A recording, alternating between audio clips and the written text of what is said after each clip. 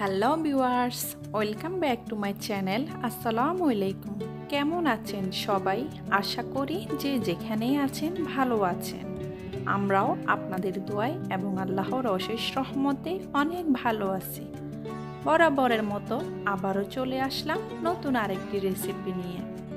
আজকে আমি তৈরি করে দেখাবো মোগলাই। আমরা অনেকেই বিকেলের নাস্তায় মোগলাই খেতে পছন্দ করি, কিন্তু মোগলাই তৈরি করাটা আমরা অনেক ঝামেলা মনে করি। আজকে আমি একদম সহজে আপনাদেরকে মোগলাই তৈরি করে দেখাবো। আশা করি আমার আজকের মোগলাই রেসিপি আপনাদের কাছে ভালো লাগবে। ভালো লাগলে সবাই আমার চ্যানেলটির সাথে থাকবেন। আমার চ্যানেলটিকে লাইক, কমেন্ট, শেয়ার এবং সাবস্ক্রাইব করবেন, আর পাশে থাকা বেল বাটনটি প্রেস করে দিবেন। এতে করে আমার নতুন ভিডিও ছাড়ার সাথে সাথে নোটিফিকেশন আপনাদের সবার মাঝে চলে যাবে। চলুন শুরু করা যাক আমার আজকের রেসিপি। মোগলাই পরোটা তৈরি করার জন্য এখানে আমি একটা বাটিতে 2 কাপ ময়দা নেব। আর এখন এখানে আমি দিয়ে দিব স্বাদ অনুযায়ী লবণ। এখন আমি হাতের সাহায্যে ময়দার সাথে লবণ ভালোভাবে মিশিয়ে নেব। আর এখন এখানে আমি দিয়ে দিলাম 2 টেবিল চামচ রান্না করা রেগুলার তেল। এখন আমি আবারও মিশিয়ে নেব। এই পর্যায়ে আমি দিয়ে দিব গরম পানি। গরম পানি দেওয়ার ফলে ডোটাকে বেশিক্ষণ রেস্টে রাখতে হবে না, 6-7 মিনিট রেস্ট রাখলে হয়ে যাবে। এখন আমি আস্তে আস্তে পানি দিব আর ডোটা মাখতে থাকব।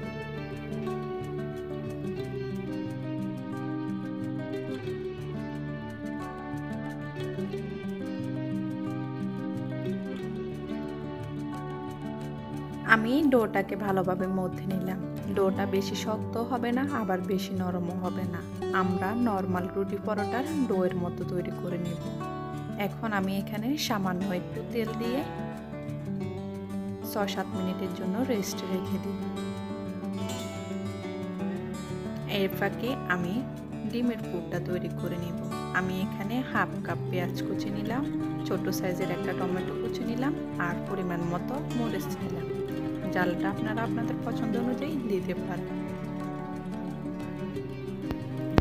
এখন এখানে আমি দিয়ে দিব স্বাদ অনুযায়ী লবণ। এখন আমি দিয়ে দিব 1/4 টিস্পুন চাট মশলা আর 1/4 টিস্পুন গরম মশলা দিয়ে এখন আমি আলতো হাতে এগুলোকে মেখে নেব। এগুলোকে বেশি মাখা যাবে না, তাহলে এগুলো থেকে পানি বের হয়ে আসবে। আমি এগুলোকে মেখে নিলাম। এখন আমি এখানে 2টি ডিম দিয়ে দিব।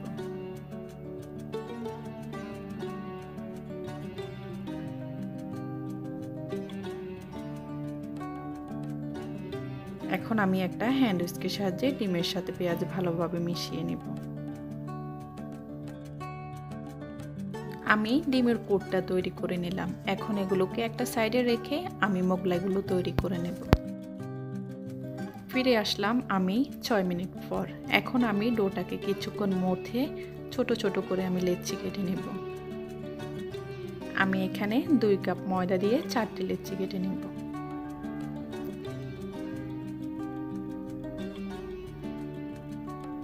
এখন এখান থেকে আমি একটা লেচি নিয়ে সামান্য পরিমাণে তেল দিয়ে রুটি বেলে নেব।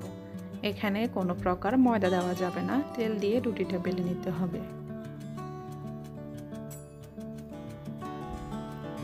রুটিটাকে একদম পাতলা করে বেলে নিতে হবে। আমি রুটিটাকে একদম পাতলা করে বেলে নিলাম। এখন এখানে আমি ডিমের পুর দিয়ে দেব।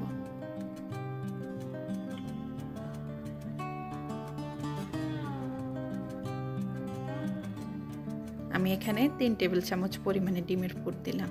এখন আমি একটা সাইড টেনে এনে এভাবে আমি লাগিয়ে নেব। আপনারা ভিডিওটি লক্ষ্য করলে বুঝতে পারবেন আমি কিভাবে মোগলাই পরোটার ভাঁজ দিচ্ছি। এখন আমি অপর সাইডটা টেনে এনেও এভাবে লাগিয়ে নেব।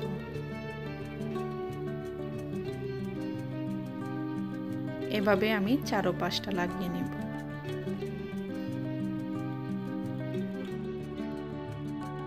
ভাঁজটাকে ভালোভাবে দিতে হবে, না হলে মোগলাই পরোটাগুলো ভাজার সময় ভিতর থেকে ডিমের পুরটা বের হয়ে আসবে।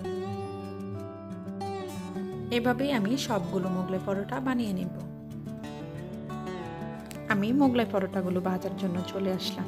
একটি প্যানে আমি পর্যাপ্ত পরিমাণে তেল গরম করে নিলাম।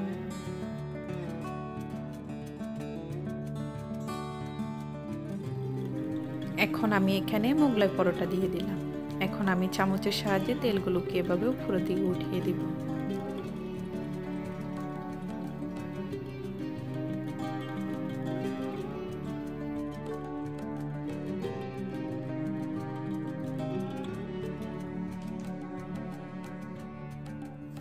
একটা সাইডে যখন কালার হয়ে আসবে তখন আমি মোগলাই পরোটা এভাবে উল্টিয়ে দিব।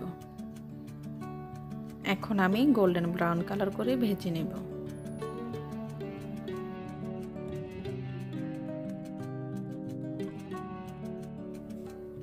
আমি গোল্ডেন ব্রাউন কালার করে ভেজে নিলাম। এখন আমি নামিয়ে ফেলব। এখন আমি একটা মোগলাই আপনাদেরকে কেটে দেখাবো মোগলাই পরোটার ভিতরেও কতটা সুন্দর হয়েছে।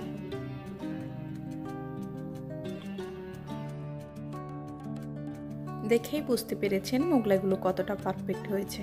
আশা করি আমার আজকের রেসিপি আপনাদের কাছে ভালো লাগবে। ভালো লাগলে সবাই প্লিজ আমার চ্যানেলটির সাথে থাকবেন।